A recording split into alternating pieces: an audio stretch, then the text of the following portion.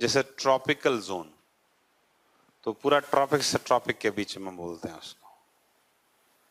अब आते हैं विश्वतीय निम्न वायुदाब पेटी।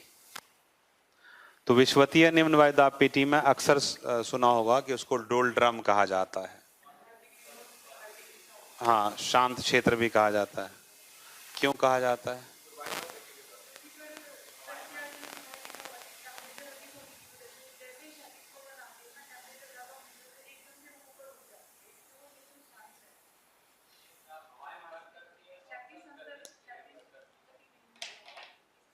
यानी कि यहाँ ऐसे आती है और फिर मिल करके शांत शार्प उड़ जाती है।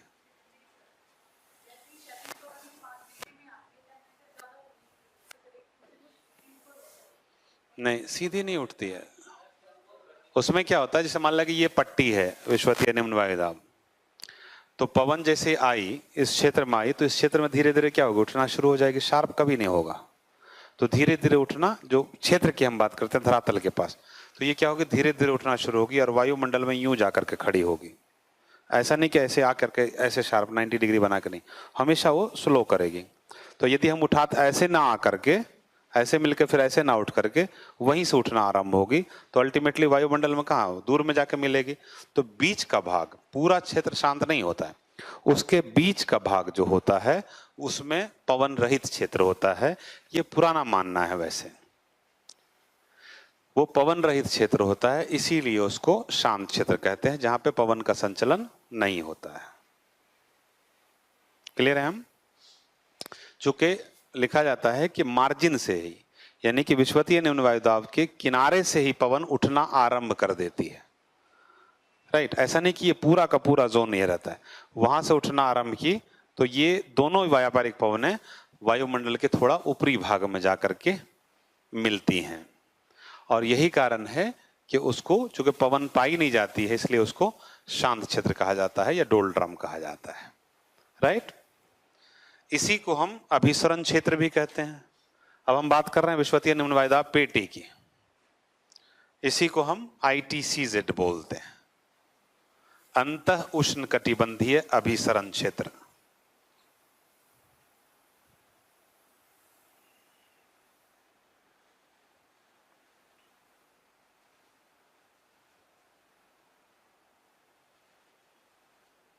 कारण ये अभिसरण का क्षेत्र है।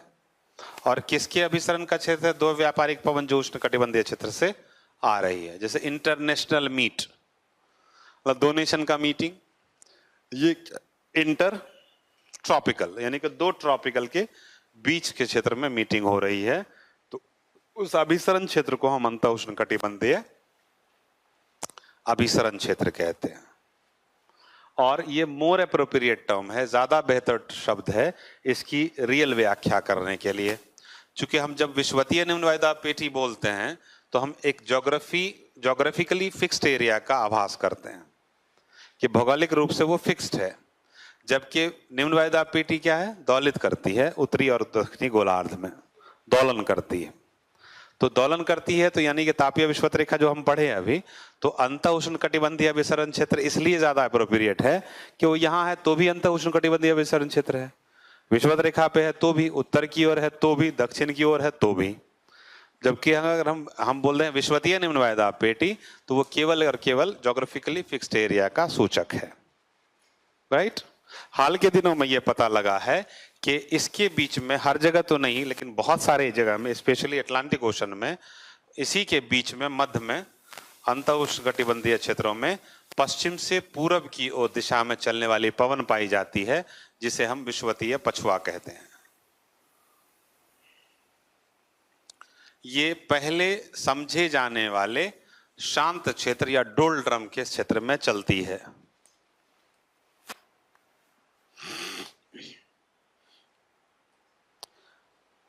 विषुवतीय पछुआ कहते हैं।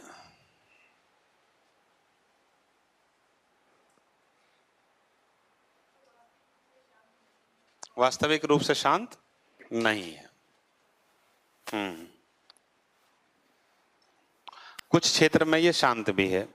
अब इसकी उत्पत्ति के कारण लिख लीजिए, विषुवतीय पछुआ। विषुवतीय पछुआ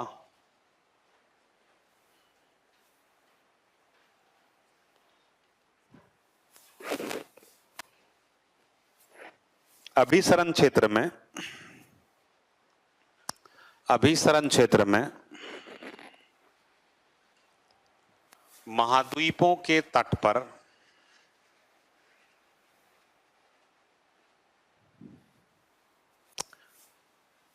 तटवर्ती पवनें, महाद्वीपों के तट पर तटवर्ती पवनें गति में अंतर के कारण इकट्ठा होने लगती हैं। गति में अंतर के कारण इकट्ठा होने लगती है।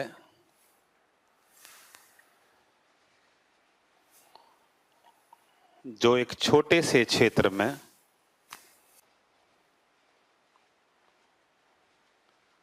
क्षैतिज दिशा में दाब प्रवणता बल को जन्म देता है।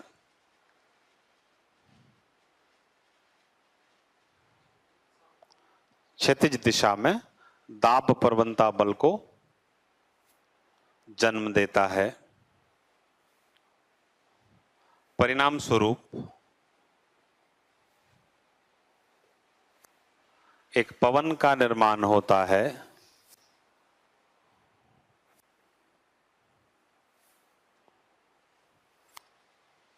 जो उस अभिसरण क्षेत्र के मध्य भाग में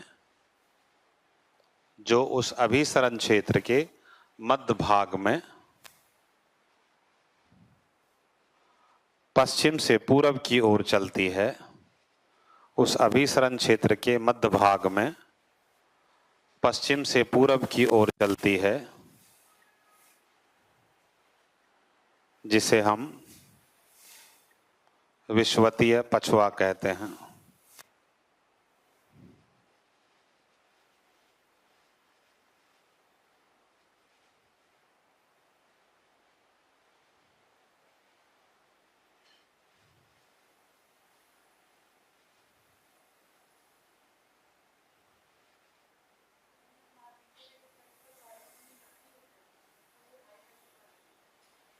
अभिसरण के कारण, जैसे मान लो कि तुम्हारा वाला रॉ जो है इसमें ये विषुवतीय निम्न वायदा पेटी का मध्य भाग है, तो वायु जो ऐसे ये समंदर है वो महाद्वीप है, तो समंदरी के क्षेत्र में जैसे आगे उठ गई है अपना, यहाँ पे भी उठ गई। अब जब वो महाद्वीप से टकरा के महाद्वीप के ऊपर जाकर के उठना चाह रही है तो यहाँ की गति और वहां की गति में अंतर होगा, राइट। और गति में अंतर के कारण वहां पे तट पे क्या हो जाएगा, जमाव होगा वायु का। तो जब वायु का जमाव होगा वहां पे, तो थोड़े क्षेत्र में मान लें 100 स्क्वायर किलोमीटर में जमा हो रहा है, लेकिन इसके मध्य भाग में क्या है, खाली क्षेत्र है।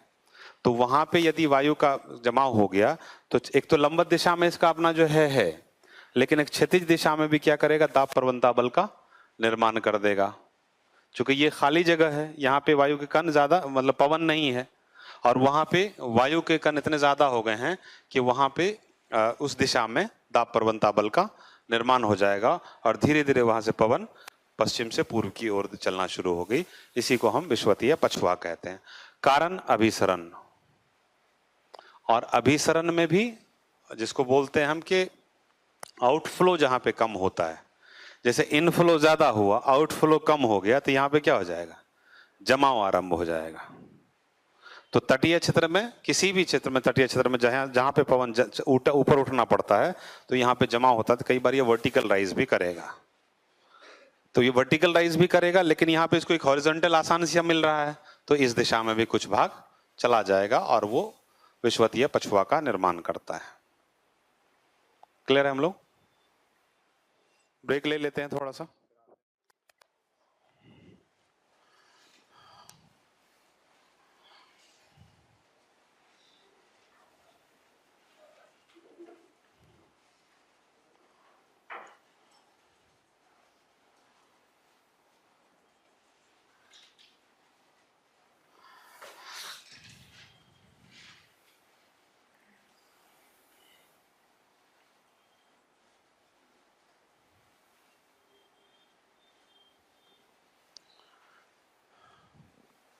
ये हो गया व्यापारिक पवन, और इधर जो हो जाएगी वो पछुआ पवन हो जाएगी, और इधर से जो आएगी वो ध्रुवीय पूर्वा हो जाएगी।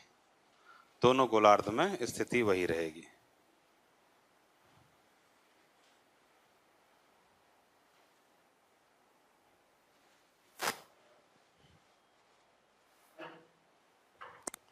पछुआ पवन में क्या है कि इसमें कोरियोलिस बल ज्यादा होगा तो विक्षेपण ज्यादा है, विक्षेपण ज्यादा है तो दिशा लगभग, पूर्ण रूप से कभी नहीं होगा, लगभग पश्चिम से पूरब की ओर है। दोनों गोलार्ध में यही स्थिति है, इसीलिए हम इसे पछुआ पवन कहते हैं।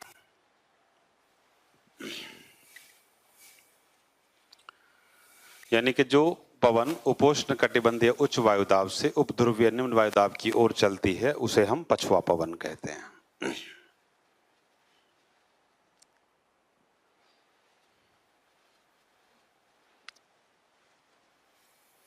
और ये व्यापारिक पवन की अपेक्षा काफी ज्यादा विक्षेपण होगा इसका, इसलिए कि मध्य अक्षांश में चल रही है और ध्रुव की ओर जा रही है तो विक्षेपण में वृद्धि होगी और ये लगभग पश्चिम से पूरब की ओर चलेगी।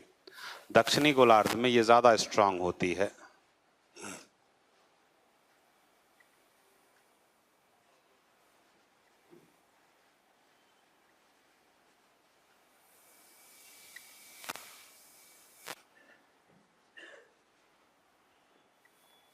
इतनी सशक्त होती है कि कई बार इसे नाम दिया जाता है 40 डिग्री अक्षांश पे, 50 पे और 60 पे। गरजता 50, प्रचंड गरजता 40, प्रचंड 50 और चीखता 60। Roaring 40s, furious 50s and shrieking 60s। गरजता और सचमुच ये निकालता है ऐसा ये 40, प्रचंड, हाँ प्रचंड 50 और चीखता 60।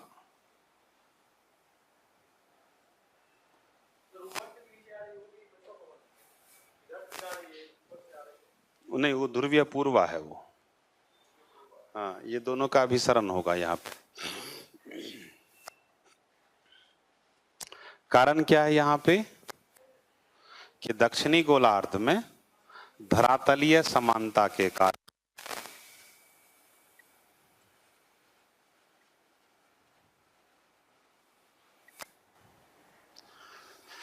उपोष्ण कटिबंधीय उच्च वायुदाब पेटी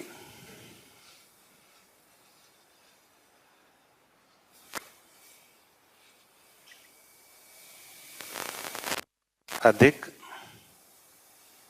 निरंतर तथा सशक्त होती है।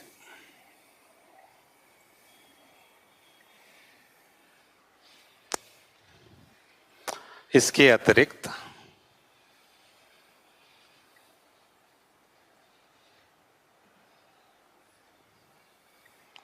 आर्द्रता अधिक होने के कारण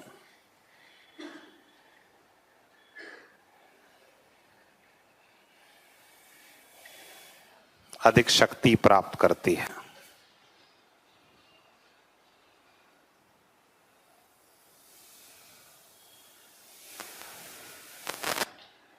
चूंकि समुद्र के ऊपर से गुजरती है तो इसमें अपेक्षाकृत आर्द्रता ज्यादा होती है। हाँ, सब दक्षिणी गोलार्ध में ही पछुआ पवन का नाम, उत्तरी गोलार्ध में कोई नाम नहीं। अपने लोगों कहाँ से पछुआ पवन आएगा? बिहार में अलग से पवन थोड़ी चलती है। वो तो पछुआ पूर्वा दूसरी पवन हो गई, वो ये पछुआ नहीं है, वो लोकल पछुआ है। हाँ, वो स्थानीय पवन है। सर्दियों में क्या चलेगी? पछुआ चलेगी। गर्मियों में पूर्वा चलेगी। क्यों दर्द करता है बताइए? नहीं, शीतलहर नहीं होता, वो तो गर्म लहर होती है। जख्म जल्दी नहीं भरता है पूर्वा में। और वो अपने यहाँ की बात है, बाहर हर जगह ऐसा नहीं होगा। जब वायु में आर्द्रता ज्यादा होगी तो उसको किसी चीज को सुखाने की शक्ति कम होगी और बदन को जो इवेपोरेशन है, वाष्पीकरण की दर कम हो जाएगी। जैसे बिहार में अगर पूर्वा चलती है तो कहाँ से आ रही है? बंगाल की खाड़ी से आ रही है। तो बंगाल की खाड़ी की तरफ से जो पवन आएगी उसमें आर्द्रता ज्यादा होगी, और जो सपोज कि दिल्ली या यूपी से जा रही है तो उसमें आर्द्रता कम होगी। बस्ती मतलब भूगोल जब पढ़ते हैं तो बड़ा इंटरेस्टिंग सा ये मिलता है कि कास्ट वाइज कितना, ज्योग्राफी का कितना कास्ट वाइज लोकेशन पे बस्ती पे इम्पोर्ट है, कि कभी भी बहुत लोअर कास्ट को अगर देखोगे बिहार में तो किसी बस्ती के पश्चिमी पूर्वी भाग में रहेगा स्थित। जैसे ब्राह्मण टोली है तो ब्राह्मण टोली अगर मैं कोई छोटा कास्ट काम कर रहा है तो ब्राह्मण टोली पश्चिम में रहेगा और वो पूरब में रहेगा। और बेसिकली पूरब में भी नहीं रहने दिया जाता, दक्षिण में रहने दिया जाता है जहां से हवा कम आती है। चूंकि पछुआ पवन आएगी या पूर्वा पवन आएगी तो उसमें जो उससे छू करके उसको पवन आएगी और वो अगर महान अनुभव लोगों को लगेगी तो उससे वो अपवित्र हो जाएंगे। हद कर दिए नहीं मेरे सामने ना मेरा बहुत सारा दोस्त है, बड़ा वो बहुत खार खाया रहता है हमसे, क्योंकि हम तार्किक बात करते हैं उस वैसे, मतलब ऑब्वियसली फ्रेंड सर्किल में ज्यादातर वही लोग हैं। आज हम लोगों का ताश का प्रोग्राम है तो हम लोग 6 लोग बैठ रहे हैं जिसमें 5 ब्राह्मण हैं। तो कल ऐसी बातचीत हो रही थी तो बोला कि भाई कहाँ पे बैठे हैं? बोले कहीं बैठो, 5 ब्राह्मण मिलके एक मुसलमान को लूटोगे तुम लोग।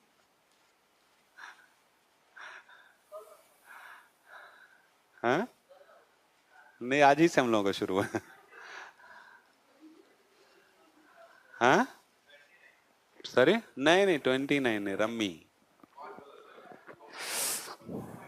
नहीं नहीं, वो चलता है पैसा वाला नहीं होता, 3 पत्ती, 3 पत्ती चलता है। हाँ तो बिहारी लोग तो वैसे वैसे ज्यादातर उसमें बिहारी है ग्रुप में है सब।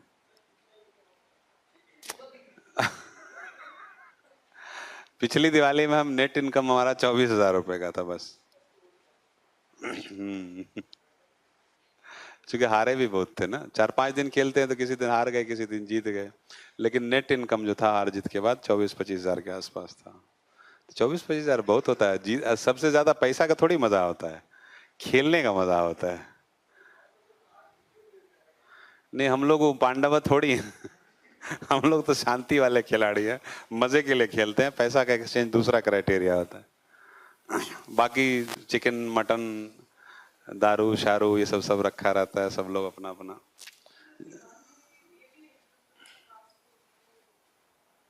कास्ट, हाँ हाँ, हम ज्योग्राफी में पूरा पढ़ाते हैं, ये जाके प्रैक्टिकली देखोगे तो भी यही पाया जाएगा कि मतलब उसका उसकी जो बस्ती का ये होता है, लोकेशन होता है, वो पुराने ज़माने से है। अब तो खैर थोड़ा सा धूमिल हो रहा है, लेकिन पुराने ज़माने से वैसे ही है कि वैसी जगह पर वो ना अवस्थित हो, खिड़कियाँ उसमें कम हो ताकि वो खिड़की से बड़े लोगों को आते जाते देख ना पाए। हाँ वो सामंतवाद अपने चरम पे है बिहार और उत्तर प्रदेश में, मध्य प्रदेश।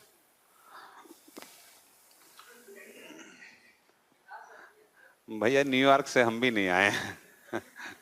ठीक है, अब कैसे नहीं है, अब यूपी में देख लो, बिहार में तो देखते हो, यूपी में देख लो तुम। मतलब आज भी अगर बहुत सारे ऐसे मतलब न्यूज़पेपर में आ जाते हैं कि घोड़ी नहीं चढ़ने दिया जाएगा, अगर लोअर कास्ट के हैं तो वो घोड़ी लेकर के आप अपर कास्ट के नहीं जा सकते हैं। और ये सब चीजें बिहार में भी ठीक ठाक होती हैं, नहीं होती हैं। कौन से कास्ट में हो तुम? कौन कास्ट के हो? राजपूत हो, इसीलिए लग रहा है कि नहीं हो गए। राजपूत फिर भी थोड़ा सा ठीक है, ज्यादातर ब्राह्मण लाला जी जो भूमियार जो होते हैं, ब्राह्मण और भूमियार, नहीं लिटरली राजपूत are better, much better casteism वगैरह में, चूंकि वो उस तरह के रहे नहीं है शुरू से। यादव, यादव क्या है, नया ब्राह्मण है ओबीसी का। यादव जो है नया ब्राह्मण है, वो ओबीसी का ब्राह्मण है। प्रॉब्लम क्या है, वो ये कास्ट की बात नहीं है, ये सामंतवादी मिजाज की बात है। मायावती को तुम देख लो अपने किसी भी मीटिंग में, वो खुद ऊपर बैठेगी और सब लोग नीचे बैठे रहेंगे। सेम तुम मोदी को लिख दो, उसके अपने मिनिस्टर, कैबिनेट मिनिस्टर, वो चेयर पे बैठा रहता है, कई सारे फोटोग्राफ्स देख सकते। बाकी इवन हर्षवर्धन जैसा बंदा जो है नीचे खड़ा होकर के ऐसे बात कर रहा है जी। ये सामंतवादी प्रथा है, इस जिसको हम ब्राह्मणवाद कहते हैं, उसका ब्राह्मण से कुछ लेना देना नहीं है। एक मिजाज है जो एक्लेंस होता है, टॉप एक्लेंस होता है। हम मुस्लिम हैं, मेरे कैटेगरी का आदमी हमको ब्राह्मण ही मानेगा, क्योंकि सोशियो इकोनॉमिक कंडीशन में हम ठीक ठाक हैं, उससे उसको नाप देंगे हम। तो नाप देंगे तो हम मुसलमान नहीं रहे फिर अब हम। वो एक मिजाज है, वो पंथ है। वहीं पे अगर दूसरा कोई आ जाएगा, मुस्लिम होगा, अगर वो लोअर क्लास का होगा तो वो फिर नहीं है उसका भाग, वो उसके साथ नहीं बैठ सकता है, उसके साथ मतलब उसी में खा पी नहीं सकता। हम खा पी सकते हैं, इनफैक्ट हमारा ही जूठा वो खा सकता है, कोई दिक्कत नहीं, चूंकि हम ब्राह्मण हो गए। राइट, सेम है, मतलब वो जो एक मिजाज है वो, और मिजाज जादव में जो आ रहा है टॉप में, फिर वही लेके आ रहा है मिजाज। दिक्कत यही है, वो खत्म नहीं करने के इस मूड में है। तो वो तब तक खत्म नहीं होगा जब तक लार्जर सेक्शन जो है एक सेंस ऑफ इक्वलिटी नहीं ले आए, और वो सोशियो इकोनॉमिक स्टेटस में ही इक्वलिटी आ सकती है।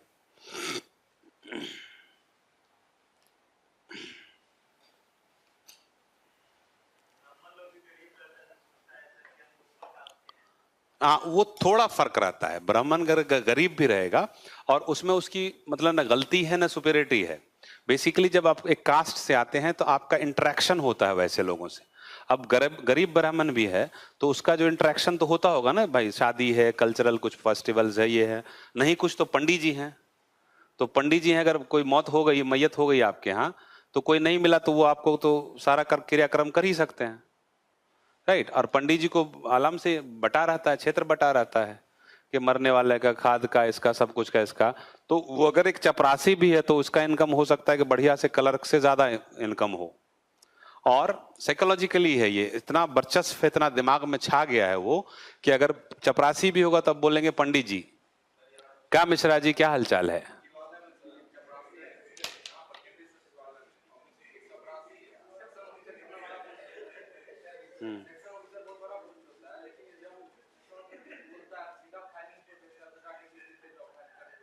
किसको? हाँ, नहीं, वो एक्सेप्शंस की अलग बात है। देखो, कई बार देखोगे, हम वो पर्सनालिटी की बात में नहीं जा रहे हैं। एक पर्सनालिटी ऐसी होती है कि कई बार एक डीएम जो है, उसका कलर को डीएम होगा और डीएम जो है कलर की तरह बिहेव करता है, वो एक पर्सनालिटी, छवि है, वो एक अलग सी चीज है। कुछ पर्सनालिटी ऐसी होती है कि कहीं भी रहेगी वो डोमिनेट करेगी, वो एक दूसरी बात है। हम बात कर रहे हैं समाज की मानसिकता की। और अगर कोई लोअर कास्ट का मतलब हायर ऑफिसर्स भी है ना, उसको वो इज्जत नहीं मिलेगी जो एक शायद ब्राह्मण को चपरासी में मिल जाएगी, राजपूत को मिल जाएगी। सामान्य बात की हम बात, अपवाद अलग है, और बदल रहे हैं हम लोग, इसमें कोई शक नहीं है, और ठीक ठाक तेजी से बदल रहे हैं। इस मानसिकता को बदला जा रहा है, उसी को हम बोल रहे हैं सोशल ट्रांजिशन है हमारे यहाँ। आज के समय में अगर देखा जाए तो हमारे देश में सबसे बड़ा सामाजिक परिवर्तन के दौर से हम गुजर रहे हैं, और उसी का ये अपहेवल्स है, चाहे वो कास्ट राइट्स हो या फिर कम्युनल राइट्स हो या फिर लिंचिंग हो। क्योंकि जब भी कभी ट्रांसफॉर्मेशन होता है तो आप फ्रस्ट्रेट बहुत रहते हैं, और फ्रस्ट्रेट रहते हैं तो कुछ भी कर जाते हैं। एक फ्रस्ट्रेटेड, वो सोशल ट्रांजिशन एक होना ही होना है, कंपलसरी है। वो आज हो, 10 साल बाद हो, 20 साल बाद हो, एक समाज को परिपक्वता तक पहुंचाने के लिए ये अपहेवल जरूरी है। जैसे बिहार को 90s को याद करो, बिहार के 90s में सबसे बढ़िया एग्जाम्पल है किसी भी समाज के ट्रांजिशन का। बिहार के 90s में कास्ट वार अपने चरम पे था, जिसमें लालू यादव आया और लालू यादव को कोई लाइक नहीं किए। जबकि आज भी मैं गारंटी के साथ साबित कर सकता हूं कि आज बिहार की जो भी हालत है, जो भी ग्रोथ का आप सीन देख रहे हैं, उसमें कहीं ना कहीं लालू यादव का मेन फाउंडेशन है। लेकिन चूंकि मीडिया रिप्रेजेंटेड एक अलग सेक्शन को रिप्रेजेंट कर रहा है मीडिया, तो लालू यादव शुरुआत थ्रू आउट विलन रहा, बोलेगा विकास नहीं किया। तो जब जगन्नाथ मिश्रा थे तो बिहार को अमेरिका बना दिए थे क्या? नहीं बनाए थे। वो उस फेज को झेल रहा था जिस फेज में बिहार अपने सोशल ट्रांजिशन के वर्स्ट फेज से पास कर रहा था।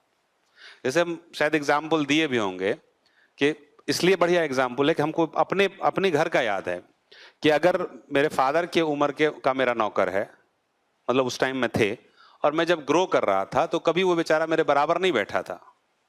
छोटे मालिक हैं जो खेत में काम वाम करते हैं ना, जो कई सारे आपके मेन मजदूर होते हैं, उनमें से जितने भी थे कभी नहीं बैठते। छोटे मालिक बैठे हुए तो हम कैसे बैठेंगे। उसी का बेटा आज भी मेरे यहाँ ही काम कर रहा है। अगर उस टाइम में अब्बू बोल देते थे कि घूरन जैसा है कि कल आ जाइएगा फलां टाइम में, अगर उसको 5 बजे बोला गया तो 4:30 बजे घर पे रहेगा, कुछ चूं चां कुछ नहीं बोलेगा। आज उसका बेटा अगर हम बोल दें कि रे भिखवा कल 4 बजे शाम में कुछ काम है आ जाना, कल तो हम नहीं जाएंगे, हमको फिल्म देखना है। ये जो ट्रांसफॉर्मेशन है ना, अब सोचो कि ये कैसे, मतलब अगर छोटे शैलो आप दिमाग के आदमी है तो तुम्हारे बाप की हिम्मत नहीं हो मेरे सामने बैठने की और तुम हमको इनकार कर रहे हो। कॉन्फ्लिक्ट वहीं से आ रहा है। और वो कॉन्फ्लिक्ट इनकार कर, बंधुआ मजदूर हैं क्या हम आपके?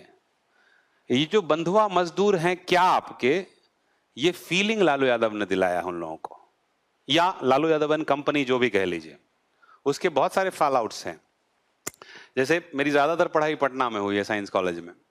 तो हम पटना के एग्जाम्पल देते हैं कि शुरुआत में जैसे था कि अगर हम 90s लेट 90s की बात करें, 96 97 की, तो आप जाइए आराम से, रिक्शा रे सुन इधर, जी मालिक चल बैठ, आगे बढ़, बाएं मुड़ दाएं मुड़, रोक, निकाल के 10 रुपया दिए।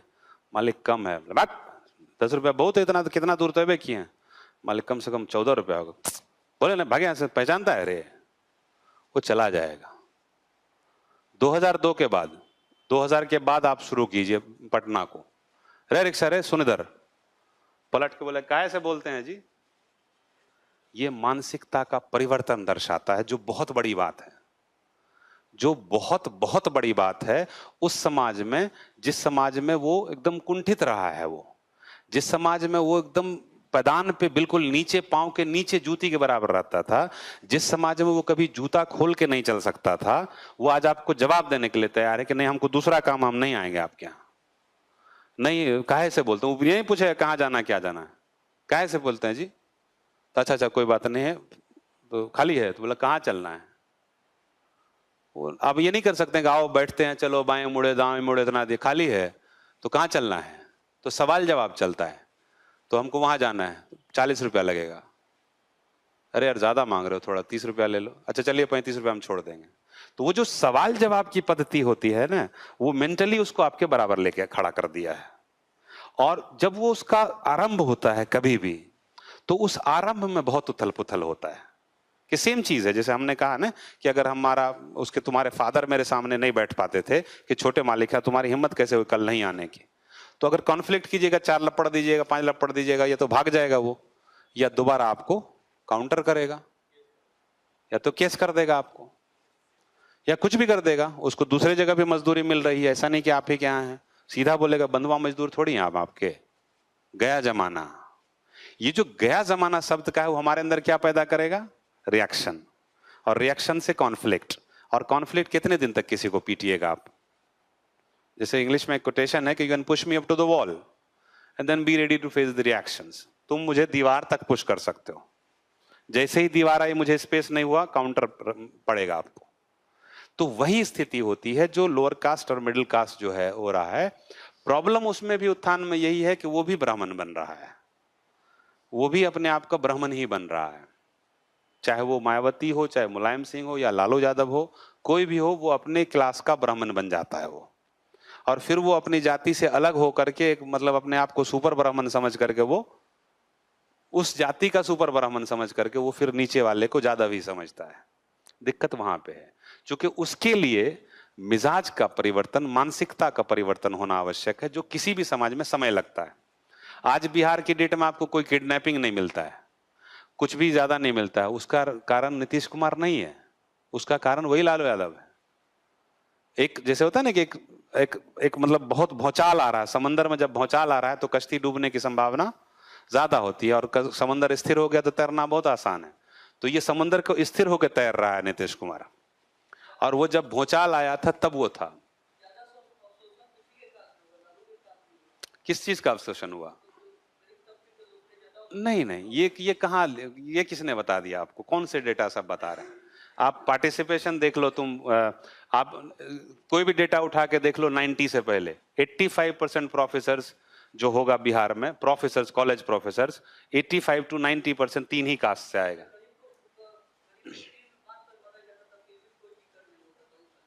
कौन मारता था? रणवीर सेना वाला मारता कौन था? मुस्कुरा रहे हो, कौन मारता था?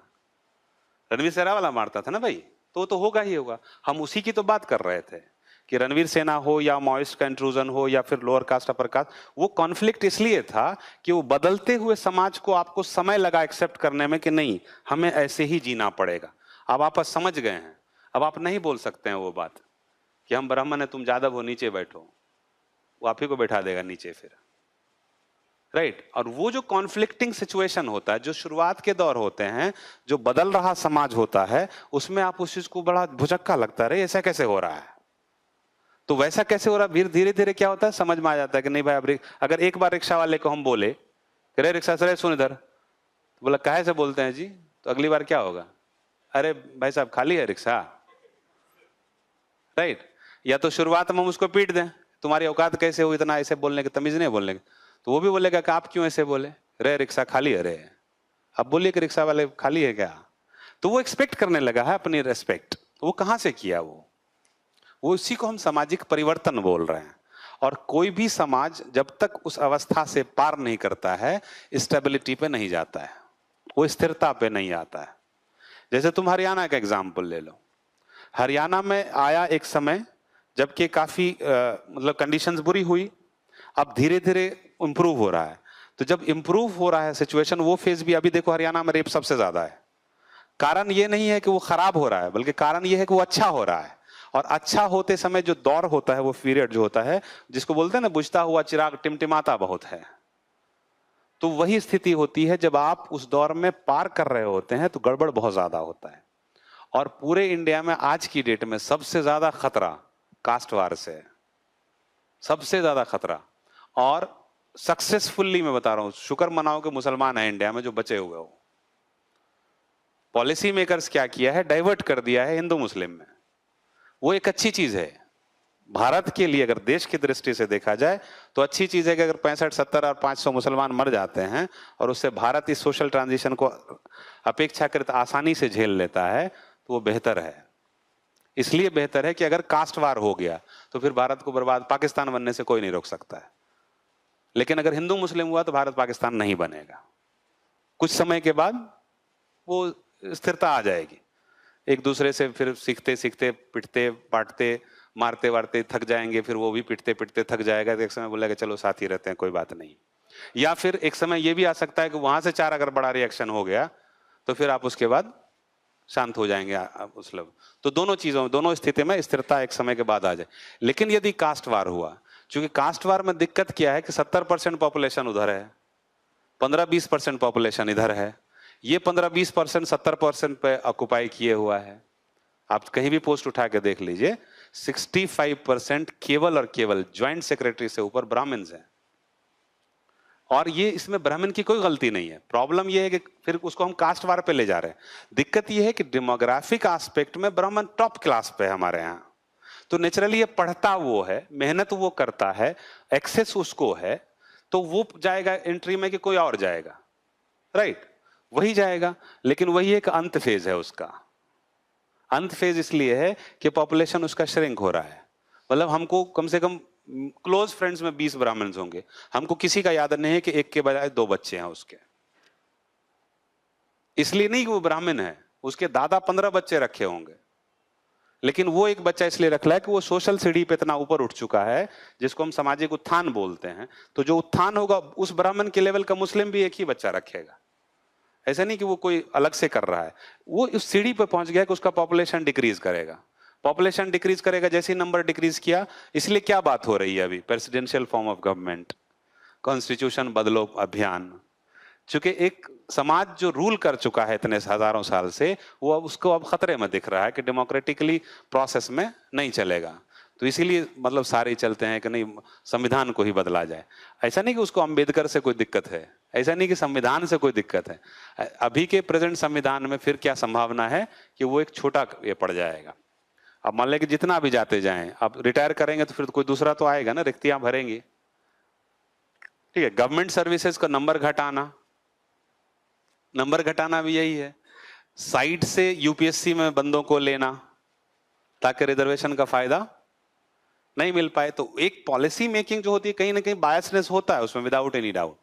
लेकिन वो जो समाज का उत्थान होता है, जो सोसाइटल इवोल्यूशन होता है, उस पीरियड में बहुत खतरनाक फेज से पास करते हैं। और मैं गारंटी के साथ बोलता हूं उसके बाद भी भारत ही ऐसा है जो इतने कम खून के साथ शायद ट्रांसफॉर्म कर जाएगा और बेहतर तरीके से ट्रांसफॉर्म कर। बिहार में भी अगर देखा जाए तो बहुत ज्यादा ब्लड जितना बहना चाहिए, जितना किसी और सोसाइटी में बह सकता था, उतना नहीं बहा। जबकि माओइस्ट भी घुस गया था, माओइस्ट पूरा गरीबों के इसको चक्कर में घुस गया वो पूरा। रणवीर सेना उधर स्ट्रांग होती जा रही थी, माओइज्म पूरा सपोर्ट लेकर के काउंटर फोर्स जनरेट हो रहा था। लेकिन तब तक जब तक वो पूरे कॉन्फ्लिक्ट पे चढ़ता, छितर बितर हो गया, फिर आज शांत है मामला। आज सब लोग ठीक ठाक साथ बैठ करके करते हैं। आज ये भी बात करते हैं कि नहीं नहीं वहां कुछ भी ऐसा नहीं है। ये तुम्हारी सोच जो है सही है, इसलिए कि अब कम देखने को मिलता है। अगर तुम अपने बचपने को याद करो या शायद पिताजी से पूछो, तब तुमको समझ में आएगा कि सिविरिटी ऑफ मैटर क्या था। हाँ, बहुत ज्यादा था। अब नेचुरली है कि प्रॉब्लम यह है कि एक चीज हम रूल कर चुके हैं, अचानक कोई आया है। और दुनिया में सबसे बड़ा कारण होता है इकोनॉमिक कन्फ्लिक्ट। इकोनॉमिक कन्फ्लिक्ट जो होता है वो सबसे बड़ा कारण होता है। जहां पे आर्थिक अर्थव्यवस्था में टकराव आया, मेरा अगर हिस्सा इसने लेना शुरू किया तो ये मेरी दुश्मन हो गई, खत्म बात। मुस्लिम है, हिंदू है, क्रिश्चियन है, डजंट मैटर, खत्म हो गई। अब हम दोनों का इंटरेस्ट सर्व हो रहा है, इसकी गलती की वजह से तो हम दोनों साथ हो गए। कौन कास्ट कौन कुछ नहीं। तो वही चीज होती है, वही कॉम्बिनेशन इसमें भी बनता है, इलेक्शंस में भी बनते हैं। जैसे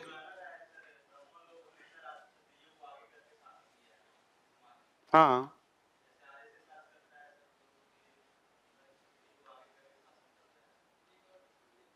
नहीं तो क्षत्रिय तो बेसिकली था ही लड़ाकू टाइप का ना भाई। राजपूत जो है वो वैसे ही है, जैसे उसको क्षत्रिय बोलते ही इसीलिए हैं कि आज भी देखोगे राजपूत के थॉट में प्योरिटी बहुत मिलेगी, बहुत प्योरिटी मिलेगी। उसकी वजह वही है। हम एक जनरल बात कर रहे हैं, अगेन एक्सेप्शंस बहुत हो सकते हैं, लेकिन एक जनरल बात होगी कि प्योरिटी बहुत ज्यादा होगी। और उसको जैसे उसको पता है कि लोगों को लेके साथ कैसे चल सकते हैं। ब्राह्मण्स क्या है, शुरू से रहे हैं। पंडित जी, नमस्कार पंडित जी, बच्चा भी होगा, सेम सैयद में होता है मुस्लिम में, सैयद सेम होता है मुस्लिम में। वो मुसलमानों का ब्राह्मण है, वो जितने भी ओवैसी तो वैसी और जो all India Muslim personal law board के हैं, हालांकि मैं भी वही हूं, लेकिन फिर भी बता रहे हैं कि उस चक्कर में अगर देखेंगे तो सैयद के भी अपने ये हैं, अपॉर्चुनिज्म है। और वो वही करता है जो हिंदुइज्म में ब्राह्मण करता है। और यकीन मानो ब्राह्मण और सैयद एक साथ बैठ करके जबरदस्त एंजॉय कर सकता है। हाँ,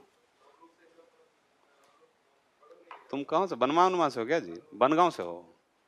अच्छा, कैसर मेरे मामा लगते हैं। हम्म। तो कैसर सैयद थोड़ी है। हाँ, चौधरी, सलाउद्दीन चौधरी, ये सब जो, तो कैसर सैयद थोड़ी है। बनगांव के फील्ड में तो बहुत बार मैच खेले हैं हम, क्रिकेट मैच बनगांव फील्ड पे, स्कूल पे बहुत बार खेले हैं हम। एनीवेज, तो समाज का जो उत्थान होता है ना, जैसे पढ़े लिखे आदमी अगर रीजन समझ जाएंगे ना, तो कभी कुछ बायसनेस नहीं आएगा, कभी उसमें इनक्रिमिनेशन नहीं होगा, कभी आप मतलब इस कास्ट का सपोर्ट करके उस कास्ट के अगेंस्ट नहीं करेंगे आप, क्योंकि आप तय को समझते हैं कि हम उस फेज से पार कर रहे हैं, उस सामाजिक उत्थान से पार कर रहे हैं जिसमें ऐसी चीजें होती हैं। जैसे जनरली अगर सैयद्स को देखोगे तो मतलब एक एग्जाम्पल है, जैसे एक छोटा सा बच्चा बैठा हुआ है सैयद का, तो बड़े बड़े से लोग उसके सामने नहीं बैठ सकते हैं। क्यों? बैठे सैयद है। अब जूता नहीं मारा जाए वैसे सैयद को। समस्या ये होती है ना भाई कि वो तुमसे ज्यादा इंटेलेक्चुअल हो सकता है, तुमसे ज्यादा उम्र में बड़ा है, किस बात से तुम रेस्पेक्ट मान रहे हो, जस्ट बिकॉज यूर बर्थ।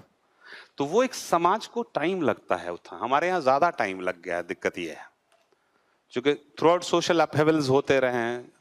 अब राजा राम मोहन राय जो चीज शुरू की आज भी पाई जाती है, अगर देखा जाए तो ज्योतिबा फूले 1850 में शुरू करते हैं, वुमेन एजुकेशन आज भी हम स्ट्रगल कर रहे हैं। तो इतना लंबा समय लगता है, कहीं ना कहीं गवर्नमेंट जो है डोमिनेंटली एक पर्टिकुलर सेक्शन के ज्यादा द्वारा गवर्न की जाती है। अब कोई भी टॉप पोस्ट ले लो ना, यहां से उठा करके दिल्ली से लेकर के उठा करके नॉर्थ ईस्टर्न स्टेट चले जाओ, 12 स्टेट में 9 स्टेट जीडीपी में जो डीजीपी है वो ब्राह्मण है। अगेन चूंकि वो टॉप लैडर पे है अभी सोसाइटल पर्सपेक्टिव में, और ऑब्वियसली उसका रीच जो होगा, एक्सेस जो होगा, उसकी पहुंच जो होगी, लिंक जो होगा, वो ज्यादा बेहतर हो जाएगा, इसलिए वो होल्ड किए हुआ है। लेकिन वो बहुत ज्यादा समय तक अब नहीं चलेगा। एक भी डीजीपी तुमको लोअर कास्ट से नहीं मिलेगा, एक भी सेक्रेटरी, ज्वाइंट सेक्रेटरी से ऊपर लोअर कास्ट से नहीं मिलेगा, जबकि 92 से ये शुरू है। रिजर्वेशन तो कम से कम है 92 से, यानी कि 18 और 8 कम से कम 26 साल का की नौकरी के बाद अगर एक भी आपको स्टेट पे सेक्रेटरी नहीं मिलेगा, एक भी आपको गवर्नमेंट में, यूनियन गवर्नमेंट में नहीं मिलेगा, कभी रिसर्च करके देखो, कारण पता चल जाएगा।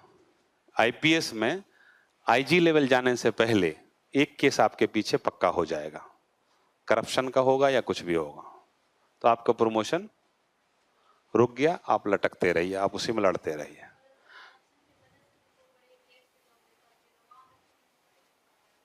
नहीं, बहुत सारा पहुंच जाता है ना उसमें, बहुत सारा तो पहुंच ही सकता है।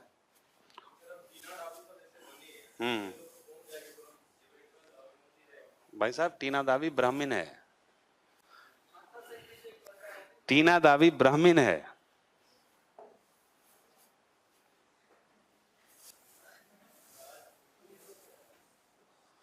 टीना दावी कास्ट से आती होगी उसमें, लेकिन समाज की ब्राह्मण है, उसका फादर मदर दोनों IAS engineering services pass out बंदा सब है। हाँ हाँ हाँ हाँ, तो मतलब बनने को देखो बन सकता है, लेकिन पता है बीच में क्या पड़ाव आता है, कैसा आता है, आप नहीं जानते हैं ना। स्थिति कैसी रहती है, पॉलिटिकल स्थिति कैसी रहती है, सामाजिक स्थिति कैसी रहती है, आप नहीं जानते हैं। हो सकता है बीच में ही वो किसी करप्शन में पकड़ा गया, और एक आईएएस आईपीएस को करप्शन में पकड़ना मतलब कीड़े जैसे पकड़ने जैसी बात है, आसान सा काम है। हम गए, तुम डीएम हो, 50,000 रुपया रख दिया आपके टेबल पे, सर परसों जो मांगे थे आप, हम आज ला के दिए हैं, पीछे से कैमरा क्लिक चला गया, पकड़े गए आप।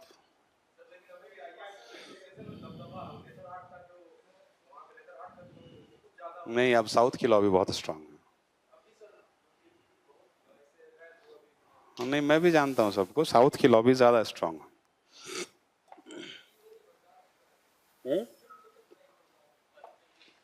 कौन? जो पैसा नहीं दे रहा मतलब? तो भी फंस गए ना तुम। हम तो जान ही रहे हैं कि तुम ईमानदार हो, फंसाएंगे तुमको तभी जब तुम ईमानदार होगा या तुमसे किसी को ये नुकसान होगा।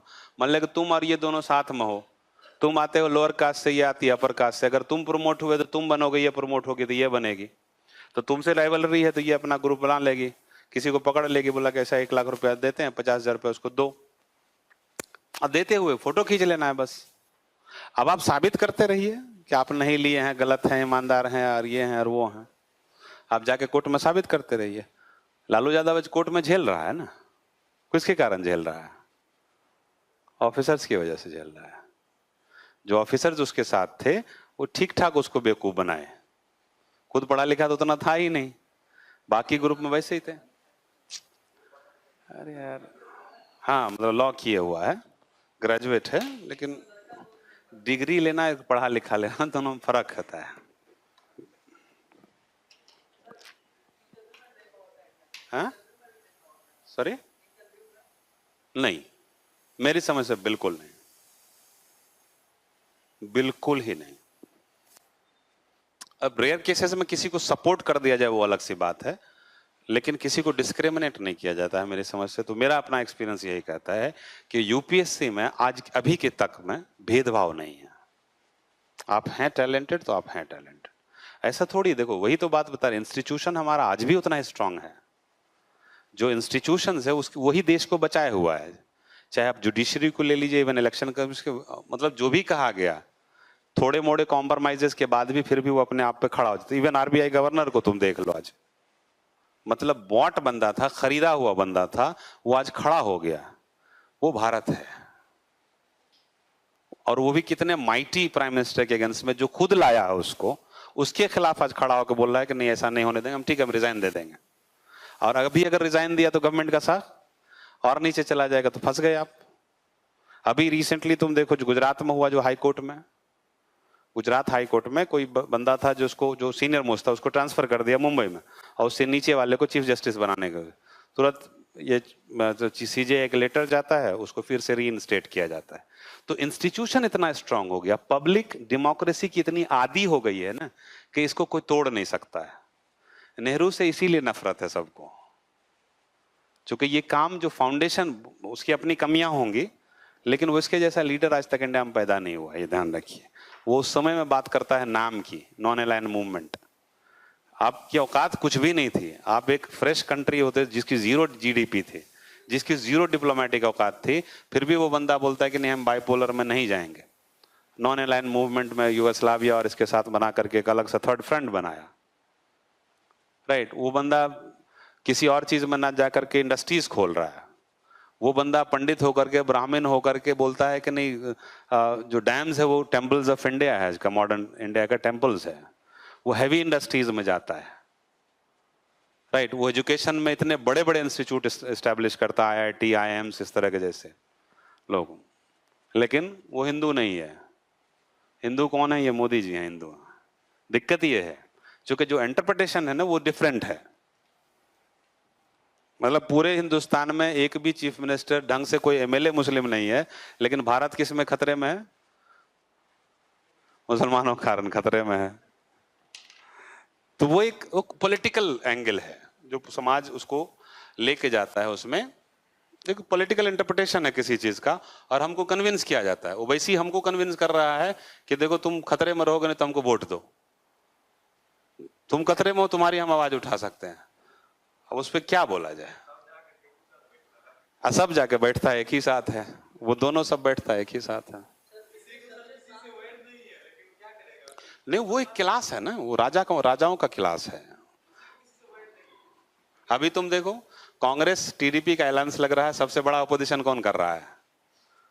ओवैसी कर रहा है सबसे बड़ा। अगर मान लिया कि सच्चाई है कि आप जिस तरह से रिप्रेजेंट करते हैं, जिस तरह से रिलीजन का यूज करते हैं, तो आपको तो मुस्लिम का रिप्रेजेंटेटिव होना चाहिए। तो मुस्लिम का रिप्रेजेंटेटिव का पहला मतलब है कि बीजेपी को हराने की कोशिश कीजिए, लेकिन कभी नहीं करेगा, वो बिल्कुल नहीं करेगा, चूंकि दोनों एकदम सेम है।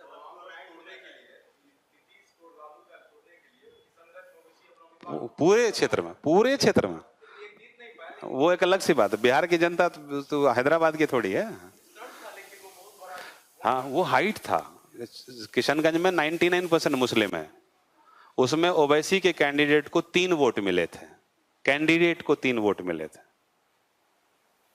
तो वो बिहार की जनता, बिहार पॉलिटिकली बहुत अवेयर है। बाकी मामलों में जो हो जाए। आर्द्रता शुरू करें या छोड़ दें आज? आदता फिर टाइम नहीं मिलेगा उतना, फिर या तो 5:30 बजे तक बैठते हैं अगर, तो फिर हो सकता है सब। हाँ,